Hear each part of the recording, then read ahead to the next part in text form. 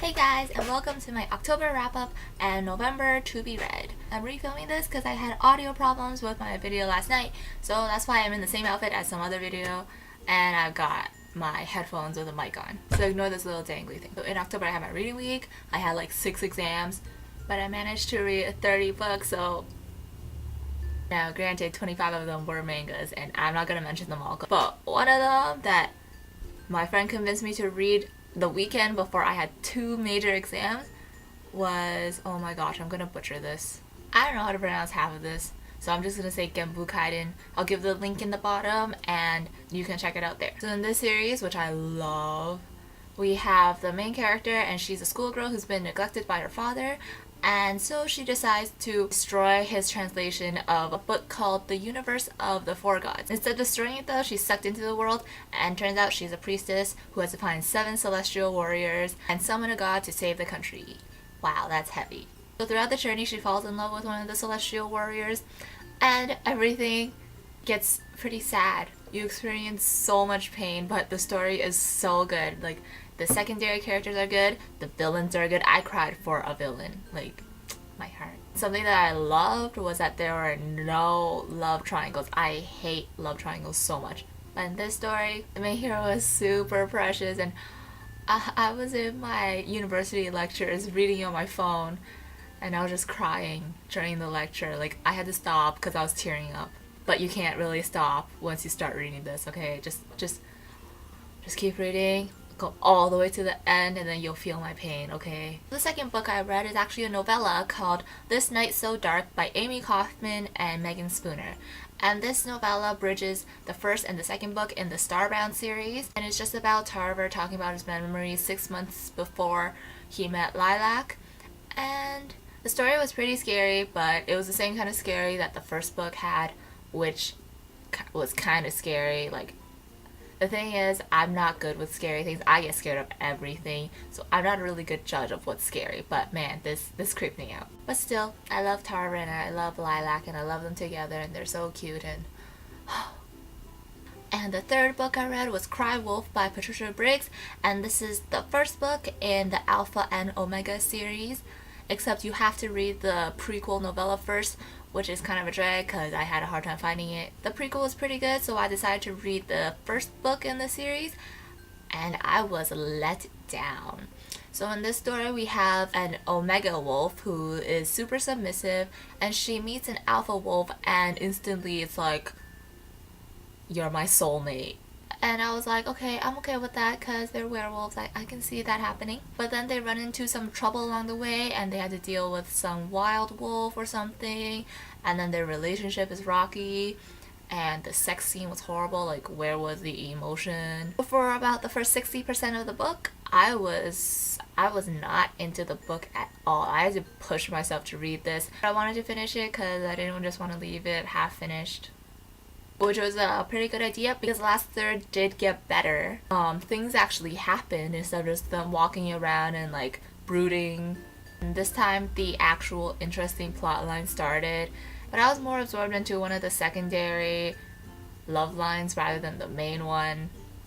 The ending, however, I was not happy with it. It was really not unbelievable because this whole thing is like magic, but it was like, hey, I developed this new power so I can just save the day. Like, no, you don't get to do that. The fourth book that I read this month was Onyx by Jennifer L. Armentrout. This is the second book in the Lux series, so I can't really give much of a summary about it without spoiling too much of the first book. We have Katie developing some powers, and now she and Damon have to work together to figure out what the heck is going on.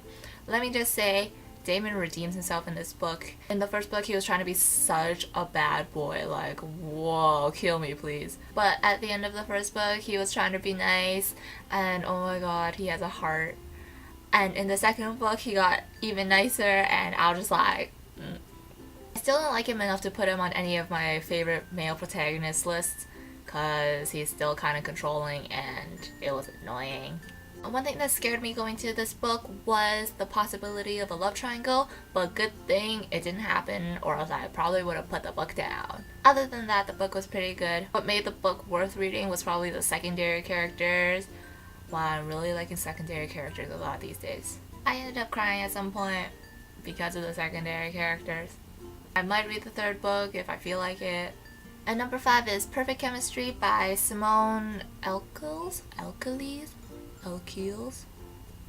In this book, we have the not so perfect girl and the gang member, and they come together and love blossoms. I really liked the book because it was super realistic.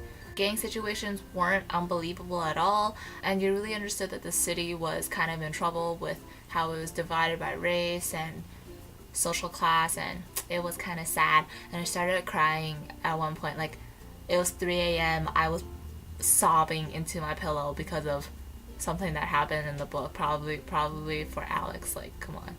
Good book. Even though I'm probably not gonna read the other companion novels, because man, this one, I feel like one of these stories was enough for me. And the last book that I read in October was Isla and the Happily Ever After by Stephanie Perkins, which is the third book in the Anna and the French Kiss series, and it was as cute as I expected it to be. So we have Isla, who's had a crush on this boy named Josh since the beginning of high school, and now that they're in their senior year and he has broken up with his ex-girlfriend, she decides to start talking to him, and they have a really good start to the relationship. Like, they're super cute together. But then reality hits and they have to go to different colleges, and real life gets in the way and things get really sad. In this book, rather than loving the setting like I did with Anna and the French Kiss, I actually really like the characters. We have Isla, who's super cute, and she tries really hard in school to get to a good college, but she still doesn't know what she wants in life, which is super relatable to, I think, a lot of us teenagers. And we also have Josh, who's, wow, what a cutie. We have Kurt, who's Isla's best friend, and I think he's so funny. Like, I love him. The thing is, in this series, each book features a different city. So we have Anna and the French Kiss in Paris, we have Lola and the Boy Next Door in San Francisco, and this last book, Isla and the Happily Ever After, centers around New York. But most of the things happen back in France, and I remember more about Spain and Barcelona than actual New York, except maybe the cafe that they met in, which was a little disappointing because I actually did fall in love with Paris after reading Anna and the French Kiss. And you hear all these people saying, oh, Paris is not as good as what the media portrays it as. But wow, if you read Anna and the French Kiss, the setting is like a whole different character that you just fall in love with. And Anna and the French Kiss was so good. Which reminds me, in the ending of Isla and the Happily Ever After, there's a really, really cute scene between Anna and Etienne St. Clair, and it made me jump in bed, man. I was not prepared for that. So in this series, I would still put Anna and the French Kiss as first place, Isla and the Happily Ever After in second place, and Lola and the Boy Next Door in last place, because I didn't relate that much to Lola. I couldn't feel for her. I think I liked Cricket. I'm not really sure what happened. Now for my November TBR, I've already started reading The Strange and Beautiful Sorrows of Ava Lavender by Lisa Walton, I think that's how you pronounce it. The cover is beautiful, by the way. I was gonna buy it, but then my library had it, so I borrowed it instead. And it's really good so far. It's not what I would usually pick up, but it was like reading Little House on the Prairie again. So I liked it. And the second book that I've borrowed already is The Spy Master's Lady by Joanna Bourne. And all I know is that it's a historical fiction with a spy master and a lady, and it sounds good, so I'm gonna read it. Now you may be wondering where the heck are all those books that I bought last month? Well, I only brought over this book, and as you can see by the lack of the bookmark, I haven't started it yet. I usually read ebooks and they're gonna be on my cell phone so I can read in the dark right before I go to bed, and I'm just too lazy to open a freaking physical book. Like, what's wrong with me? But I still really want to read this, that's why I brought it over. So that's it for my October wrap up and my November TBR. If you guys have any comments on the books that I've read or that I'm going to read, leave them in the comment box, and I'll see you guys next time.